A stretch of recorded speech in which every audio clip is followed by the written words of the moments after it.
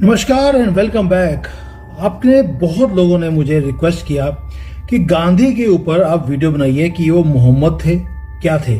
मैंने एक वीडियो एक साल पहले बनाया था कि गांधी हिंदू के नाम पर सिर्फ अल तकिया कर रहे थे, वो एक मुसलमान थे। अब आते हैं कि उनके अपना बेटा उनसे प्यार कितना करता था। उनके आखिरी दिनों में उनके बेटे ने उनसे क्या कहा था, आप भारत के लिए नहीं हिंदुओं के लिए एक श्राप हैं। ये बात है 30 सितंबर 1947, बिरला हाउस, न्यू दिल्ली। एक बाप जिसका नाम था मोहम्मद गांधी, वो अपने बेटे की चिट्ठी पढ़ रहे थे। शब्द बहुत ही ज्यादा गहरे थे और शब्दों में लिखा था, आपकी जिंदगी हिंदू कम्युनिटी के लिए एक श्राप बन गई है। आप प्लीज माफ कीजिए और इस देश को छोड़कर कहीं और दफा हो जाइए। ये कौन बोल रहा है? मोहम्मद गांधी का अपना बेटा उनके लिए बोल रहा है। नाम था रामदास गांधी, उनका फेवरेट बेटा, जो उनकी अंतिम यात्रा में उनकी चिता को जलाने वाला था। वो अपने बाप को बोल रहा था, हमें माफ करो, कहीं दफा हो जाओ।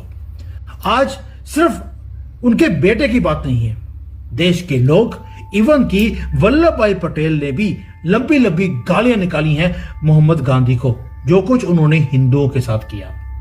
आज हम वो सच उजागर करेंगे और सारे के सारे प्रूफ मैं आपके सामने लगाने वाला हूं, जिसे इतिहास में छुपाने की कोशिश की गई कांग्रेस की तरफ से। क्यों? क्योंकि जब तक गांधी जिंदा रहेगा, कांग्रेस भी जिंदा रहेगी।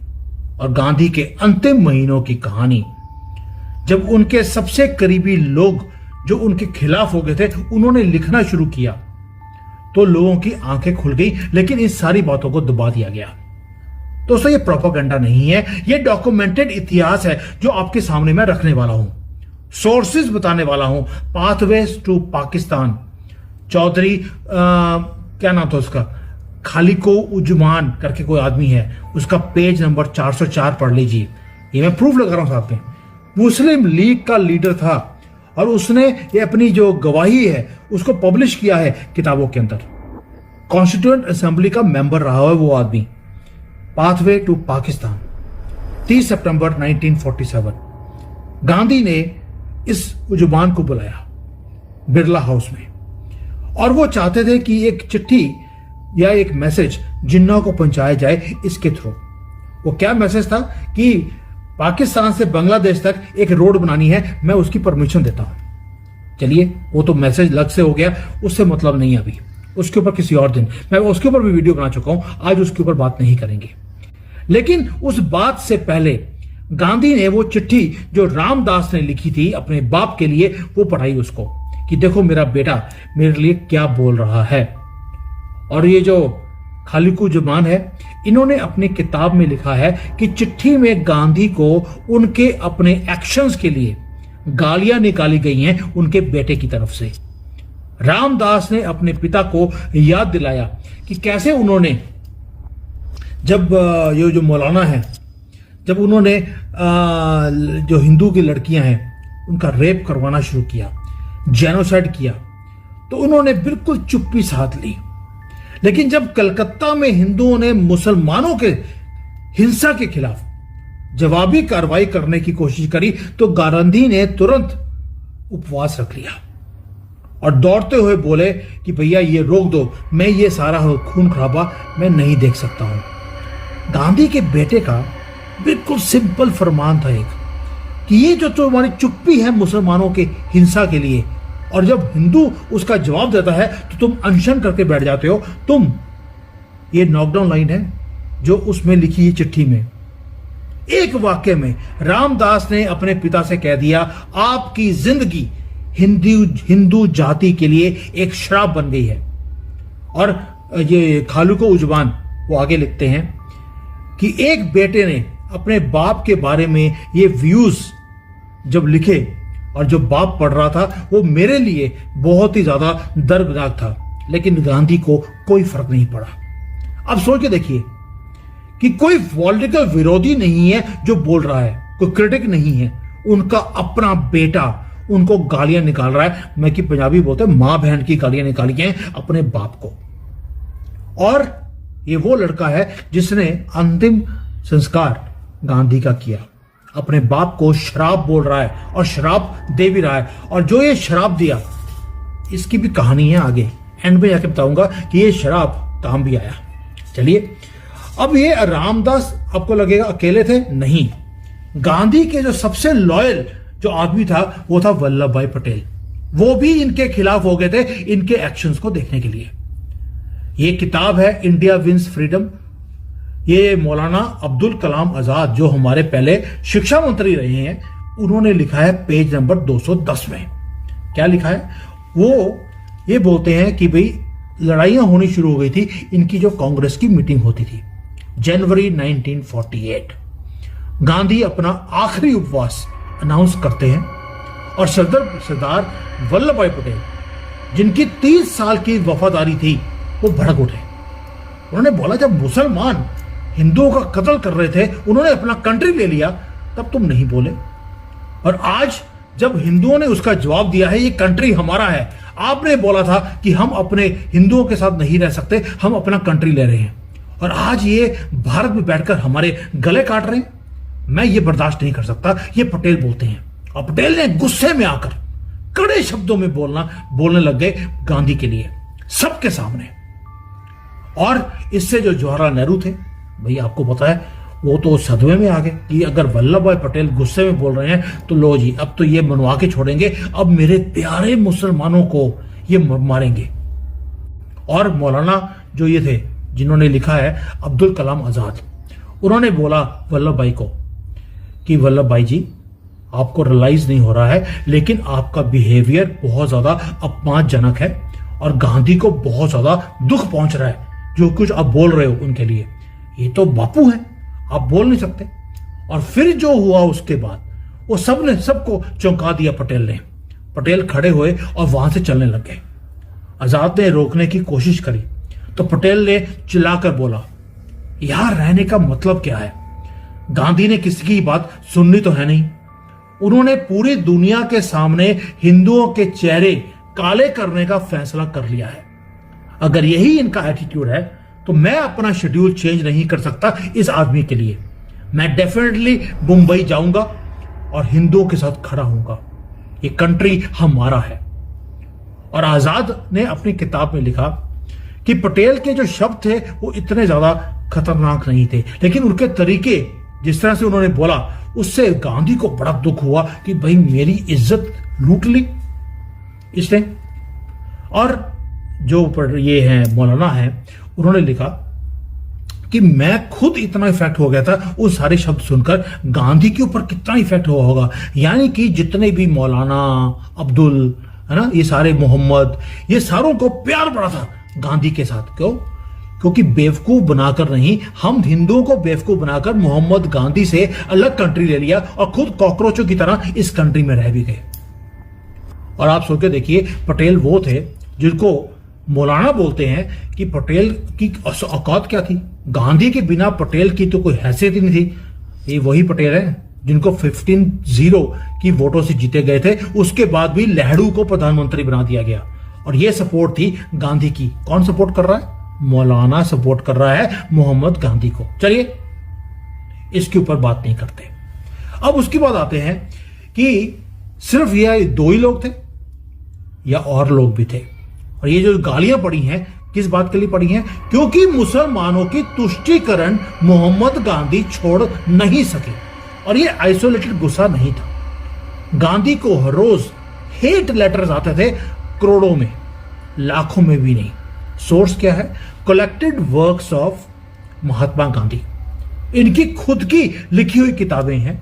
उसके अंदर वो लिखते हैं कि 26 जनवरी 1947 प्रेयर की मीटिंग होती है, उसमें खुद गांधी पढ़ते हैं ये चिट्ठियों को। एक चिट्ठी में लिखा था, आप कैसे मूर्ख हैं और बेवकूफ आदमी हैं। क्या आपको बदबू नहीं आती आपके अहिंसा वाले पाठ से? ये अहिंसा का पाठ क्या सिर्फ हिंदुओं के लिए है? कभी आपने मुसलमानों को बोला है कि आप भी अहिंसा कर लीजिए? सब कुछ देखने के बाद भी आपके दिल में अहिंसा के लिए नफरत क्यों नहीं आती? मुसलमानों को क्यों नहीं बोलते? आप अपनी अहिंसा से हिंदुओं को बचा नहीं सकते, ना ही आप मुसलमानों को बचा सकते हैं। अगर हम आपको जीने दे रहे हैं आज की डेट में, ये हिंदू लिख रहा है, तो ये आपकी अहिंसा की वजह से नहीं है, बल्कि इसलिए है क्योंकि आपने इस देश की बहुत सेवा की है और सेवा करते करते अब बूढ़े हो गए हैं।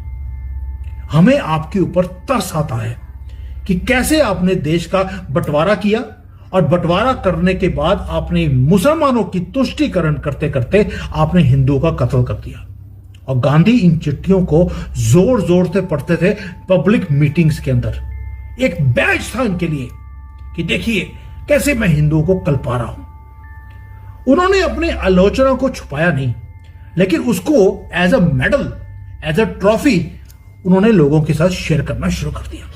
अब आते हैं एक दिन पहले, गांधी की मौत से पहले, 29 जनवरी 1948, बन्नू जगह है पाकिस्तान में।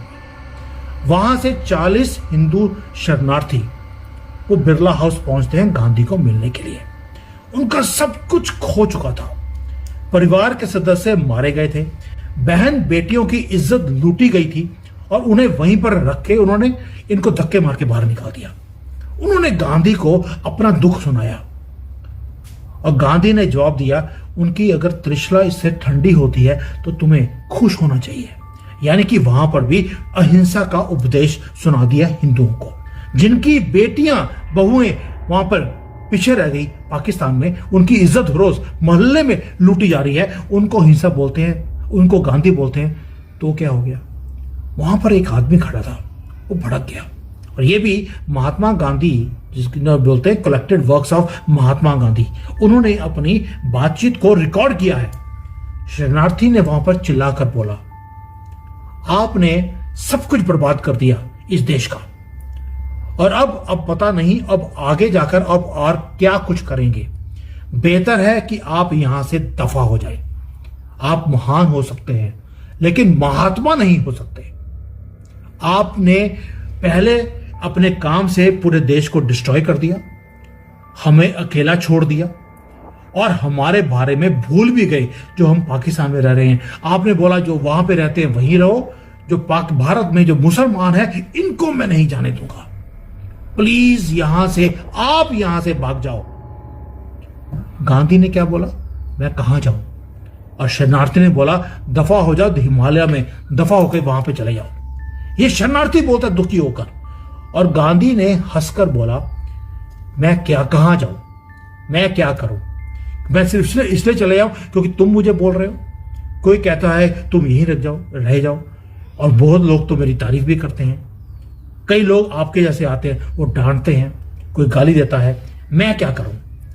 मैं वही करूंगा जो भगवान मुझे कहते हैं करने के लिए।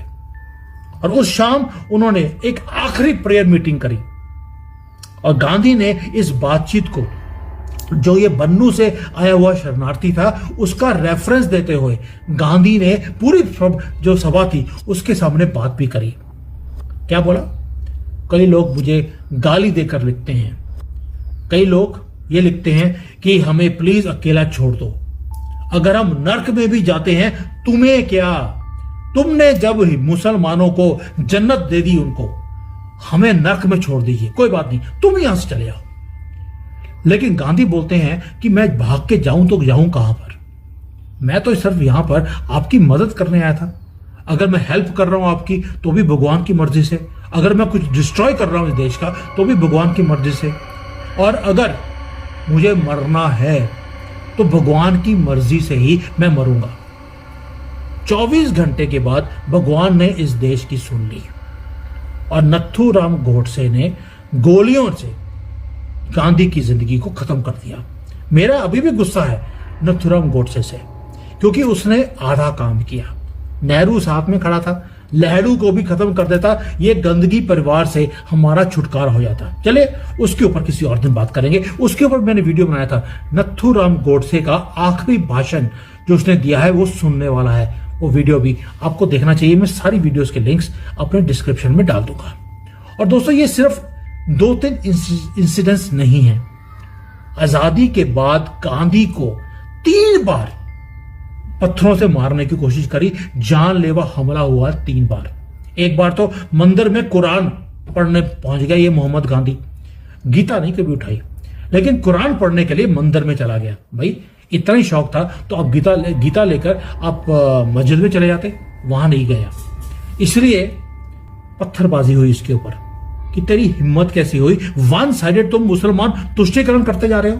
क्योंकि खुद मोहम्मद गांधी थे, इसके ऊपर भी डिटेल में वीडियो बनाया था, ही वॉज अ मोहम्मद।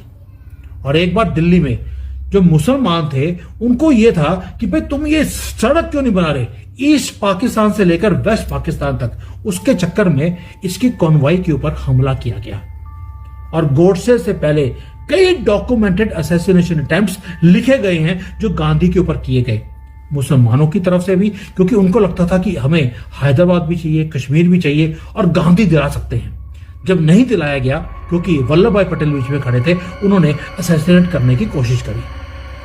दोस्तों ये सारा वो सच है जो टेक्स्ट बुक्स में नहीं पढ़ाया जाएगा, लेकिन ये डॉक्यूमेंटेड है बुक्स के अंदर। गांधी खुद लिखते हैं एट 47 और 48 यानी कि आजादी के बाद इनकी पॉपुलैरिटी 0 हो चुकी थी गांधी की। उनके अपने बेटे ने उन्हें श्राप बोला था, तुम हिंदुओं के लिए और इस देश के लिए एक श्राप हो। उनके सबसे करीबी शिष्य वल्लभ भाई पटेल पब्लिकली उनको अपमानित करते थे कि यार हिंदुओं को आपने बिल्कुल छोड़ दिया मरने के लिए, और अभी भी यहां पे बैठकर, हिंदुस्तान में बैठकर आप तुष्टीकरण कर रहे हो मुसलमानों का। इतना ही प्यार है, तुम फादर ऑफ नेशन तो हो नहीं, फादर ऑफ नेशन तो तुम हो पाकिस्तान के, तो दफा हो जाओ, वहां चले जाओ। और गांधी हंस के बोलते थे मैं यहीं रहूंगा और यहीं मरूंगा, और मरा भी यहीं पर। दोस्तों जो शरणार्थी थे, पार्टीशन के विक्टिम्स थे, उन्होंने भी इनको यहां से दफा होने की भीख मांगी, प्लीज हमें, ऐसे हाथ जोड़कर, प्लीज हमें अपमानित और मत करो, छोड़ दो इसको। और ये सारी बातें इतिहास में लिखी गई हैं। और आज जो लिबरल्स हैं जो गांधी का नाम लेकर बोलते हैं कि गांधीगिरी जो थी ना वो बेस्ट थी, क्यों? क्योंकि उनका जो नैरेटिव है मुसलमानों के तुष्टीकरण का वो पूरा होता है। और ये लोग जो हिंदुओं ने सरवाइव किया उस वक्त, ये जो सारे मैटर्स में से निकलकर हिंदू बचकर निकला है और आज यहां पर सनातनी धरती पे बैठा है, ये गांधी के कारण नहीं है, ये अपनी रेजिलियंस के कारण है। गांधी ने क्या किया, जो उनको गालियां पड़ रही थी उनको खुश होकर वो बताते थे लोगों को कि कैसे मुझे गालियां पड़ रही हैं, रिकॉर्ड किया उन्होंने सारी चीजों को। और यही शायद एक असली सबक है हमारे देश के लिए। इतिहास सिंपल नहीं है दोस्तों, ना ही गांधी सिंपल थे। वो एक भेड़िया था, बिल्कुल शीप की उसमें खाल के अंदर छुप कर बैठा हुआ एक मोहम्मद जो अपने आप को गांधी बोलता रहा। और अगर आपने आज कुछ सीखा है, प्लीज ऐसी वीडियोस को, मैं सिर्फ बोलता हूं आपको, शेयर कीजिए लोगों को। लोगों को पता होना चाहिए कि गांधी की असलियत क्या है। उसका अपना बेटा उसे श्राप बोलता था भारत के लिए। और हमारे यहां पर आज भी लोग बोलते हैं गांधी नहीं होते तो हमें आजादी नहीं मिलती। चरखा घुमा घुमा कर हमें आजादी दिला दी। और गोरे जो थे वो इतना डर गए चरखे से, उन्होंने देश को छोड़कर भाग गए। मैं हमेशा बोलता हूं, अगर चरखे से ही आजादी मिली थी तो बांग्लादेश में भेज दीजिए मोहम्मद यूनुस को, और इधर आसिम मुनीर को भी एक चरखा भेज दीजिए कि चरखा घुमाओ, हम इतना डर जाएंगे कि हम कश्मीर दे देंगे। उधर से उधर मोहम्मद यूनुस को हम नॉर्थ ईस्ट दे देंगे। हमास को भी दे दो कि आपको लड़ने की जरूरत नहीं है, हमारे पास बड़ी तोप है, ये है चरखा, आप घुमाइए और इजराइल आपके कब्जे में आ जाएगा। ये तो हमारा 1947 से पहले मोहम्मद गांधी करके गए थे, आप भी कर लीजिए। मुझे लगता है मोदी जी को ये काम कर देना चाहिए। जहां जहां पर कॉन्फ्लिक्ट्स हैं वहां पर चरखा भेज दीजिए, पता लग जाएगा। जब चरखा तोड़कर आपके पता नहीं कहां पे घुसोड़ देंगे वो सारी कंट्री के लोग। जय हिंद, वंदे मातरम।